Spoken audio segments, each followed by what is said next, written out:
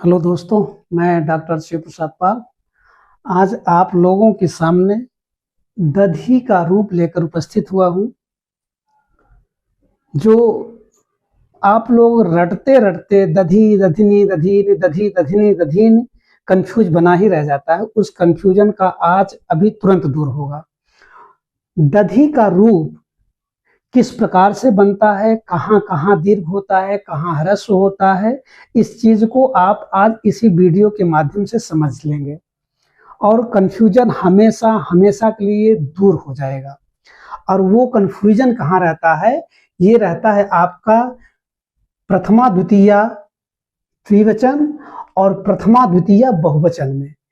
यहाँ कंफ्यूजन रहता है ह्रस्वीकार और दीर्घिकार का। एक बार हम इसके रूप को देखते हैं, पुनः हम कहाँ किस प्रकार की विशेषताएं हैं उस पर चर्चा करते हैं।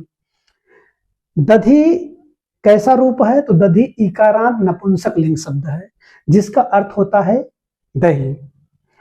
और इसका रूप कैसे चलता है, कैसे बनता है, एक बार हम इसको पढ़ के देखते हैं, पुनः इस पे विशेष चर्चा करते हैं। प्रथमा का रूप कैसे बनता है? दधिनी दधीन, द्वितीया में दधि दधिनी दधीन, तृतीया में दधना दधिभ्याम दधिभि, चतुर्थी में दधने दधिभ्याम दधिभ्यः, पंचमी में दधनः दधिभ्याम दधिभ्यः, षष्ठी विभक्ति में दधनः दधनोः दधनाम, सप्तमी में दधि और एक वैकल्पिक रूप होता है जो दधन बनता है और दधनोः दधिषु। संबोधन हे दधि, वैकल्पिक रूप हे दधे, हे दधीन, हे दधिन, हे दधीन। तो दोस्तों इसको हम देखते हैं कंफ्यूजन वाला इसका क्षेत्र क्या है। कंफ्यूजन का क्षेत्र इसका ये है, ये दोनों कैसे? अब यहाँ ये कंफ्यूजन करता है प्रथमा द्वितीया द्विवचन और बहुवचन का कि पहले ह्रस्व ई होगी कि दीर्घ ई होगी, पहले दीर्घ होगी फिर ह्रस्व ई होगी। इसी कंफ्यूजन को दूर करने के लिए मैं यहाँ उपस्थित हुआ हूँ। आप देखिए इसमें दीर्घ ई होगी कि ह्रस्व ई होगी, इसके लिए आप यहाँ थोड़ा सा जाइए अल्फाबेट में। आप अल्फाबेट ऐसे लिखते हैं ना, आ ई ना, पुनः उ ऊ ऐसे होता है। तो आप देखिए क्रम से देखिए, पहले ह्रस्व आती है फिर दीर्घ आती है। तो पहले ह्रस्व ई आती है, इसका मतलब ये हुआ कि इस दधी में पहले ह्रस्व ई लगाएंगे हम, यहां से आप देख सकते हैं पहले ह्रस्व लगाएंगे। अब ह्रस्व ई के बाद दीर्घ ई आएगी, इसका मतलब दीर्घ इसमें होगा, तो ई क्लियर। अब इसी का आप अपोजिट कर दीजिए, उल्टा करके देखिए कि अब पहले जो है पहले हम दीर्घ कर देंगे और पुनः हम ह्रस्व करके देखेंगे।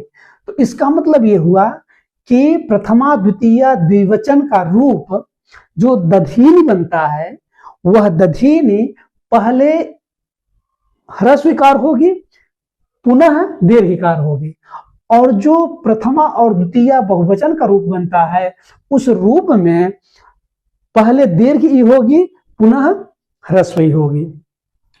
ये चार कंफ्यूजन का क्षेत्र है। इस कंफ्यूजन के आई होप आप लोग समझ गए होंगे। और हम एक कंफ्यूजन का विषय और बना रहता है, उस पे देखते हैं। ये दधन, दधन में क्या होता है? कंफ्यूजन का जो रहता है वो आपको दधिनी लिख के आएगा एग्जाम में। इस दधिनी को आप टिक करके आओगे और यहाँ कॉलर टाइट करोगे कि मैं सही करके आया हूं। नहीं, इस दधिनी को नहीं बल्कि दधन को। ध में कोई इकार नहीं है, न तो ह्रस्व इकार है न तो दीर्घ इकार है, सिंपल सा ध अकारांत धकार है, अर्थात दधन बनेगा। और ये भी कंफ्यूजन नहीं होना चाहिए कि द ध बड़ी दधनी, ऐसा भी नहीं है। न में ह्रस्व इकार होना चाहिए, क्लियर। और एक यहां जो बनता है आपका दधनाम, देखते रहिए आप लोग। दधनाम कैसे? कुछ लोग इसका रूप बनाते समय पढ़ते समय दधिनाम कर देते हैं, दधिनाम, और ये सटीक भी बैठ रहा है पढ़ने में। तो लोग ये ऑप्शन में जरूर आएगा। क्यों? क्योंकि वो आपकी परीक्षा ले रहा है। आप सही से पढ़े हैं कि आप ऊपर ऊपर पढ़े हैं। तो आपको ये देखना है, ये दधी नाम रहेगा, इसका मतलब हमको कंफ्यूज कर रहा है। यहां होगा दधनाम, राइट। ये कंफ्यूजन का क्षेत्र है, ये कंफ्यूजन की एरिया है।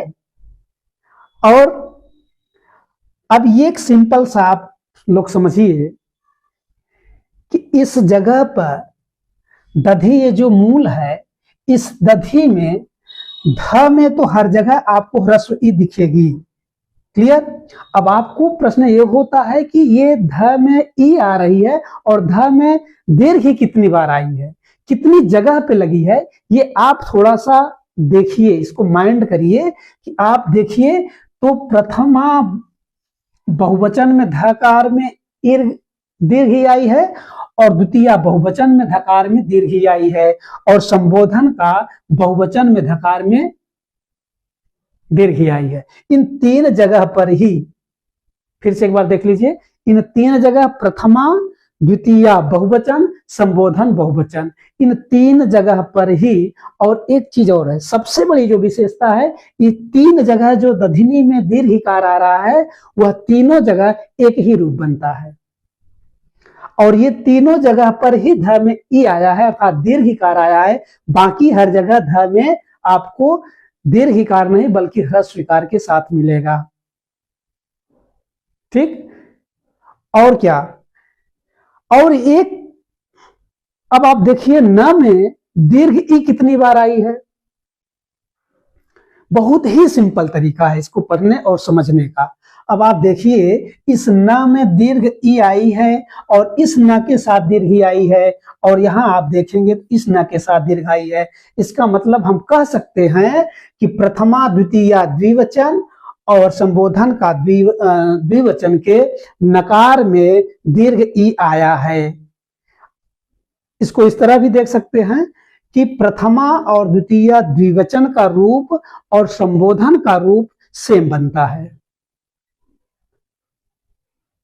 इसलिए कोई कंफ्यूजन नहीं होना चाहिए कि दीर्घ इकार न के साथ और जगह पे कहीं अगर दिया है, इसका मतलब वो रॉन्ग है, वो गलत तरीका है। ठीक हुआ? अब हम देख सकते हैं कि तीन ही जगह पर हमारा न के साथ दीर्घ इकार बनता है, और वही कंडीशन आप यहां देखेंगे, ध के साथ में तीन ही जगह दीर्घ इकार के साथ बनता है, वह है प्रथमा द्वितीय बहुवचन संबोधन का बहुवचन। क्लियर? और एक चीज जो ये आपका सप्तमी का जो रूप बनता है दधानी, और इस दधानी को आप हमेशा देखिएगा ऑप्शन में, विकल्प में ये दधिनी जरूर देगा। इसलिए देगा क्योंकि आप इसी पे आपका माइंड जाएगा, दधिनी पे। एक यहां इरर है, दधनी होता है। ठीक हुआ?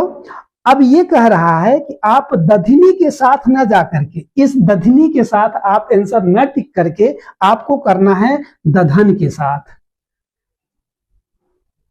ठीक दोस्तों, ये आपका रहा एक सिंपल और सटीक तरीका सीखने का और याद करने का। और ये रूप कैसे है? ये रूप आपका इकारांत नपुंसक लिंग का रूप है। अब हम मिलते हैं आपके साथ